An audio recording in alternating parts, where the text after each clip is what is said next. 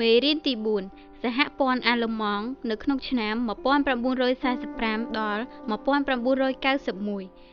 1. ប្រទេសអាល្លឺម៉ង់ក្នុងសង្គ្រាមលោកលើកទី2 នៅក្នុងសង្គ្រាមលោកលើកទី2 យើងឃើញមានមហាអំណាចពីរដែលដើរតួនាទីសំខាន់នៅអឺរ៉ុបគឺសហភាពសូវៀតនិងសហរដ្ឋអាមេរិក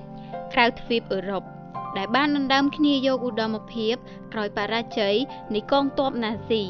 នៅសមរភូមិប៉ែកខាងកើតកងទ័ពសូវៀតវាយបំបាក់ទ័ពអាល្លឺម៉ង់ឲ្យបរាជ័យជាបន្តបន្ទាប់ហើយបានរំដោះយកប្រទេសយ៉ាងច្រើននិងបានធ្វើឲ្យពិភពលោកកោតស្ញប់ស្ញែងជាពិសេសមជ្ឈដ្ឋាននៃពួកអឺរ៉ុបខាងលិចដែលត្រូវលុកលុយដោយទ័ពអាល្លឺម៉ង់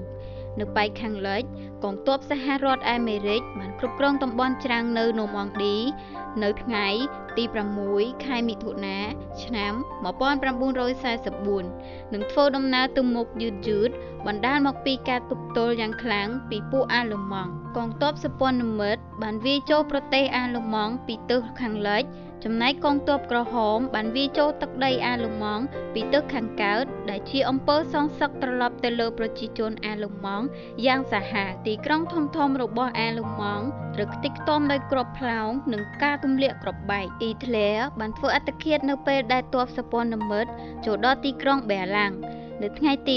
8 ខែឧសភាឆ្នាំ1945អាល្លឺម៉ង់បានប្រកាសចេញសង្គ្រាមលោកលើកទី2ដោយឥតលក្ខខណ្ឌ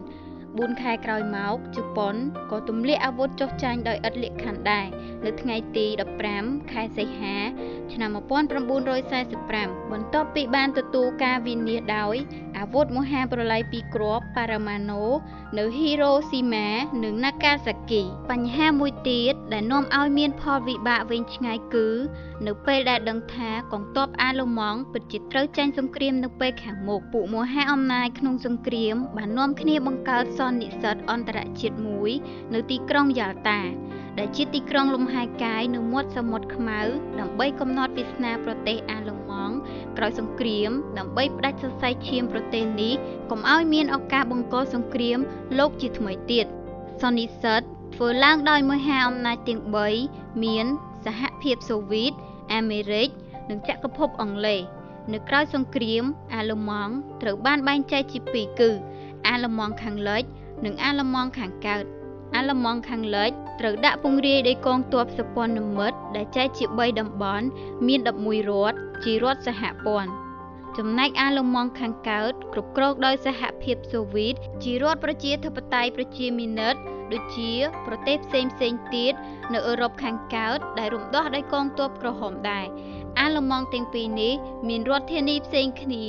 អាល្លឺម៉ង់ខាងកើតមានរដ្ឋធានីប៊ែឡាំងនិងសាធារណរដ្ឋសហព័ន្ធអាល្លឺម៉ង់មានរដ្ឋធានីឈ្មោះបោន